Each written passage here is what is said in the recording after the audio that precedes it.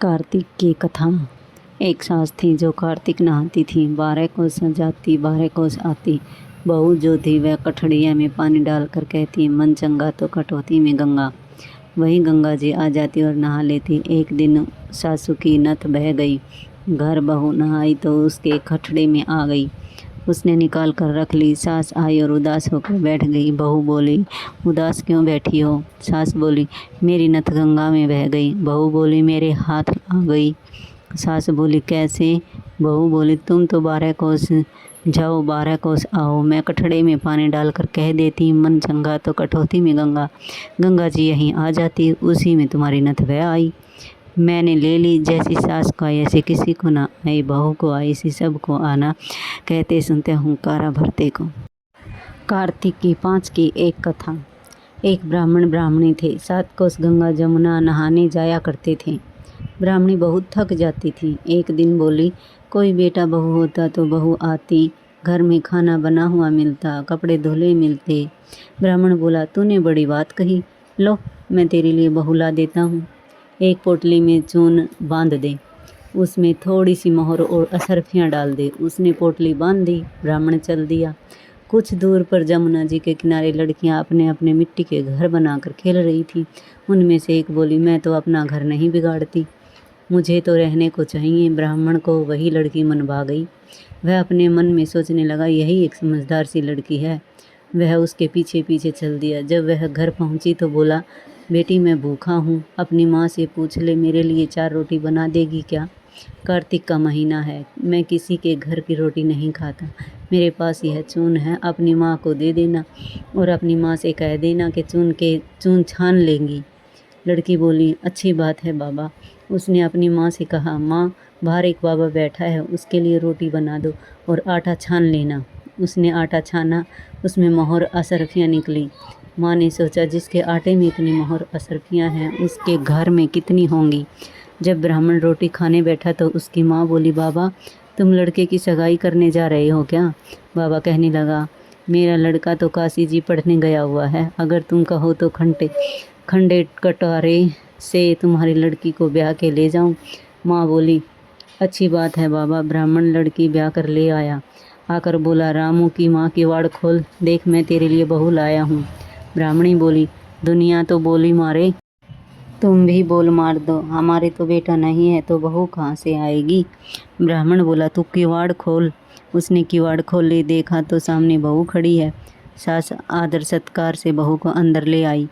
बूढ़े बुढ़िया नहाने जाते, बहू घर का सारा काम करती, खाना बनाती, कपड़े धोती, रात को उनके पाँव दबाती। इस तरह से बहुत समय निकल गए। सास बोली, बहू चूल्हे की आंच न बुझने दियो, मटके का पानी न खत्म होने दियो। एक दिन चूल्हे की आंच बुझ गई।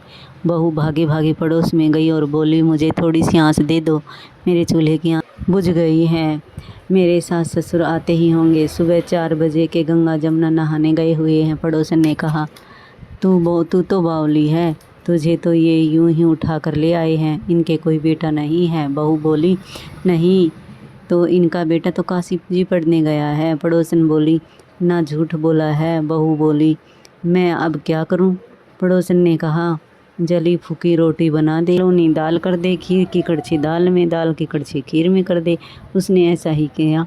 सास ससुर आया, आज न तो आदर सत्कार किया, न ही उनके कपड़े लिए, खाना लगा दिया। सासू बोली, बहू ये क्या?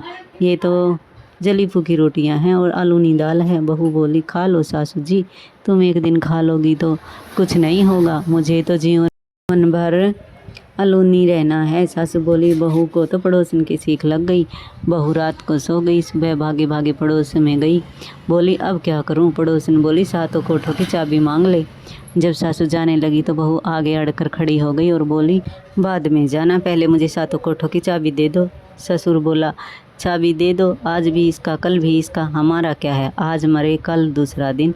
बहू ने कोठे खोले तो देखा, किसी में अन्न, किसी में धन, किसी में बर्तन, किसी में कपड़े, अटूट भंडार भरे पड़े हैं। 7वां खोल के देखा, उसमें गणेश लक्ष्मी, पीपल पथवारी, कार्तिक के ठाकुर, राई दामोदर, तुलसी जी का बिडला, 36 करोड़ देवी देवता विराजमान हैं। गंगा जमुना बह रही हैं। तिलक थापे लगाई, चौकी पर बैठा एक लड़का माला जप रहा है। बहू बोली, तुम कौन हो? वह बोला, मैं तुम्हारा पति हूँ। किवाड़ बंद कर दो, मेरे माता पिता आएंगे तब खोलना। अब तो बहू बहुत खुश हुई। उसने 36 प्रकार के भोजन बनाए, 16 श्रृंगार किया। सास ससुर आए तो बड़े प्यार से उनसे बात की, उनके कपड़े धोए, खाना खिलाया। ससुर बोला, बहू तो धन देख कर राजी हो गई। बहू सास के पैर दबाए जाए और कहती जाए, माँ जी तुम इतनी दूर 12 कोस गंगा जमुना नहाने जाती हो, थक जाती होगी, तुम घर में नहा लिया करो। सास बोली, बावली कहीं घर में भी गंगा जमुना बहती है? बहू बोली, हाँ माँ जी, चलो मैं दिखाती हूँ। उसने 7वां कोठा खोल कर दिखाया तो उसमें गणेश, लक्ष्मी, पीपल पथवारी, तुलसा, कार्तिक के ठाकुर, राई दामोदर, शिव पार्वती, 36 करोड़ देवी देवता विराजमान हैं। गंगा जमुना बह रही हैं। तिलक छापे लगाई, चौकी पर बैठा एक लड़का माला जप रहा है। ब्राह्मणी बोली, तू कौन है? वह बोला, मैं तुम्हारा बेटा हूँ। ब्राह्मणी बोली, तू कहाँ से आया? लड़का बोला, मुझे तो कार्तिक के देवता ने भेजा है। ब्राह्मणी बोली, बेटा ये दुनिया क्या जानेगी, क्या जानेगा मेरा पति, क्या जानेगी देवरानी जेठानी, क्या जानेगी पड़ोसन की तू मेरा बेटा है। उसने पंडित से पूछा तो वह बोला, उस पार बहू बेटा खड़े हैं हो, इस बार ब्राह्मणी खड़ी हो। छाती में से दूध की धार निकले, बेटे की दाढ़ी मूछ भीगे, पवन से गठ जोड़ा बंधे तो सब जाने ये ब्राह्मणी का बेटा है।